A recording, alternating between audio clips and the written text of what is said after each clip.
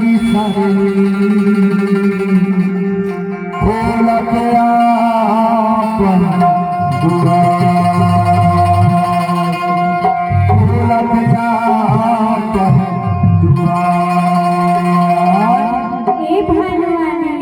मोर छोटे किसानी तोर भानु से मोर घर कुरिया के तोरा ला झरवापा को आगे के दूंगा। अरे मनन बात न कहे मोर छोटे किसानी, मनन बात न कहे पाद दो भानु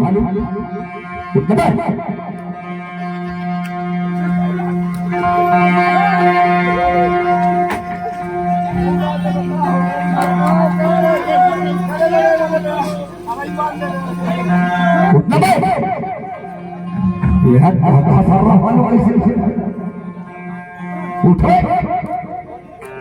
ये बहुत आसान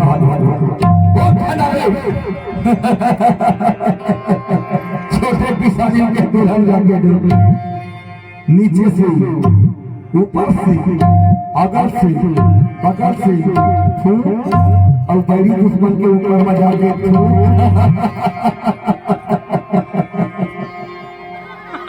खाना हो जाओ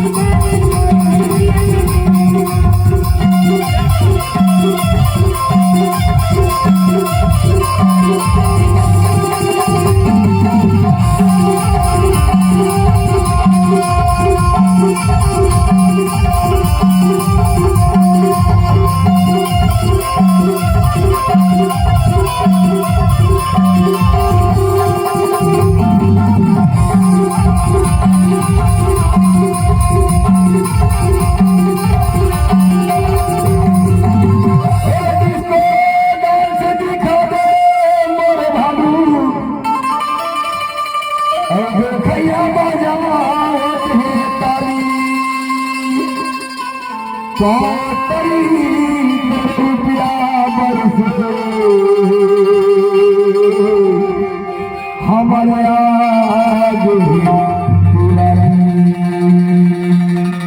हमारे आज दिवाली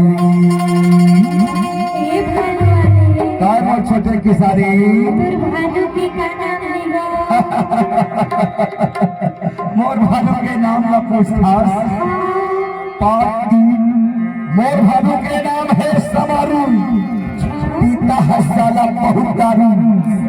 एक ससुराल है समारू, खाता है पहाड़ी आलू, तब कहता है काला भालू। लेकिन एक बात है छोटे किसानी,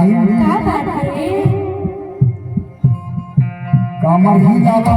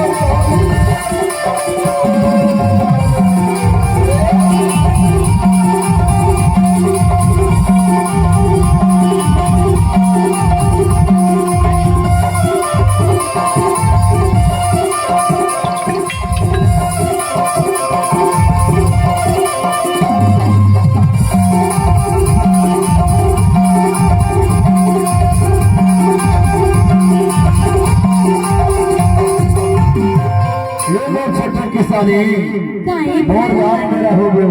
पंडरा का था वो कुछ फूल वाला घर हो गया